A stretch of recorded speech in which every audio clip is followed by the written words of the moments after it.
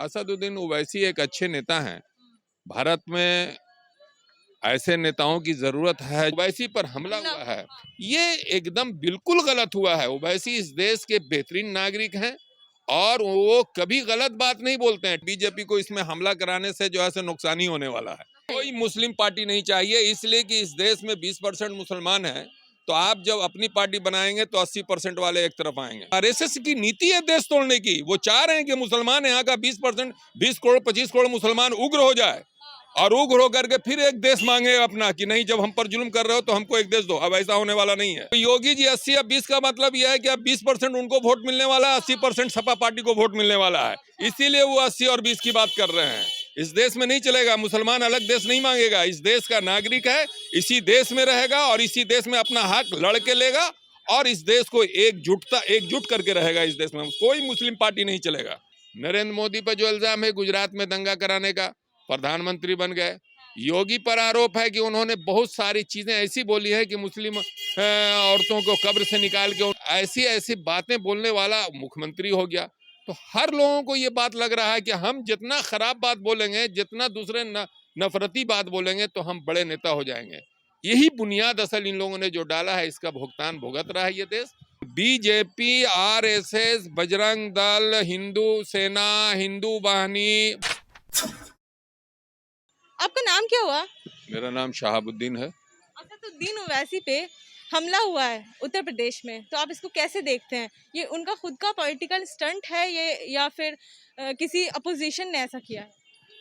नहीं, देखिए, इसमें हमको लगता है कि आज के हालात जो ऐसे राजनीतिक पार्टियां ने जो बनाया है, उसमें उसी का ये नतीजा है कि आज बड़े बड़े नेताओं पर जो है हमला हो रहा है।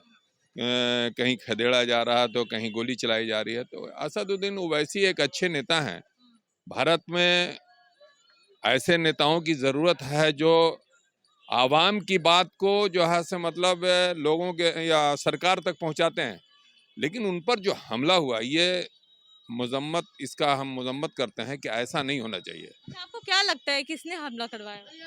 नहीं, इसमें हमको तो नहीं लगता है कि किसी पार्टी ने हमला करवाया है, लेकिन जो लोग हमला करने वाले हैं ये किसी न किसी पार्टी से ताल्लुक रखने वाले हैं। बीजेपी की नीति के कारण ये हुआ है। उनका जो नफरत की राजनीति है, बीजेपी नफरत की राजनीति करती है। बिल्कुल। बीजेपी, आरएसएस, बजरंग दल, हिंदू सेना, हिंदू वाहिनी, बहुत तरह के मतलब जो है देखिए, जब हिंदुस्तान आज़ाद हुआ था तो पूरे देश में चिरागा मनाया जा रहा था। नेहरू जी, तमाम लोग जो है मतलब चिरागा मना रहे थे, लेकिन मौलाना आज़ाद जो थे वो वहाँ उस चिरागा में शामिल नहीं हुए। वो अपने घर में रो रहे थे। नेहरू जी ने जब पता किया कि क्यों रो रहे हो जो है मतलब मौलाना, तो बोले कि मैं इसलिए रो रहा हूँ कि धर्म के आधार पर जो ये देश का बंटवारा हुआ, ये गलत हुआ है। आने वाले दिनों में बैंक के छत्ते के तरह जो है मतलब सांप्रदायिक पार्टियां पैदा हो जाएंगी हिंदुस्तान में और मुसलमानों को शक और शुबह की नजर से देखा जाएगा। आज हालात मौलाना अब्दुल कलाम आजाद के कहे हुए बात आज सामने आ रहे हैं कि इतनी तरह की सांप्रदायिक पार्टियां, हर एक वजह उसका है। नरेंद्र मोदी पर जो इल्जाम है गुजरात में दंगा कराने का, प्रधानमंत्री बन गए। योगी पर आरोप है कि उन्होंने बहुत सारी चीजें ऐसी बोली है कि मुस्लिम औरतों को कब्र से निकाल के ऐसी ऐसी बातें बोलने वाला मुख्यमंत्री हो गया। तो हर लोगों को ये बात लग रहा है कि हम जितना खराब बात बोलेंगे, जितना दूसरे नफरती बात बोलेंगे तो हम बड़े नेता हो जाएंगे। यही बुनियाद असल इन लोगों ने जो डाला है, इसका भुगतान भुगत रहा है ये देश, और ये आने वाले दिन में अच्छी बात नहीं होगी। दूसरी तरफ जो ओवैसी पर हमला हुआ है, ये एकदम बिल्कुल गलत हुआ है। ओवैसी इस देश के बेहतरीन नागरिक हैं और वो कभी गलत बात नहीं बोलते हैं। ठीक है, उनके भाई की तरफ से, असदुद्दीन ओवैसी की तरफ से एक बयान 2012 में बहुत गलत आया था। हमको अधिकार नहीं है कि हम किसी के, क्या गलत बोला था उन्होंने? उन्होंने हिंदू जो ऐसे देवी देवताओं के ऊपर उन्होंने कुछ बोला था जो गलत बात है। ये हम किसी भी धर्म के ऊपर कीचड़ नहीं उछाल सकते। हर एक धर्म शांति का प्रतीक है, शांति का सद्भाव पैदा करने का जो है ये इल्म देता है। ये नहीं है कि जो है हम किसी को बुरा भला कर सकते हैं। तो अकबरुद्दीन ओवैसी ने ये बात 2012 में कहा था, जिसका केस उनके ऊपर लगा भी और जेल भी गए और फिर जो है मतलब चल भी रहा है।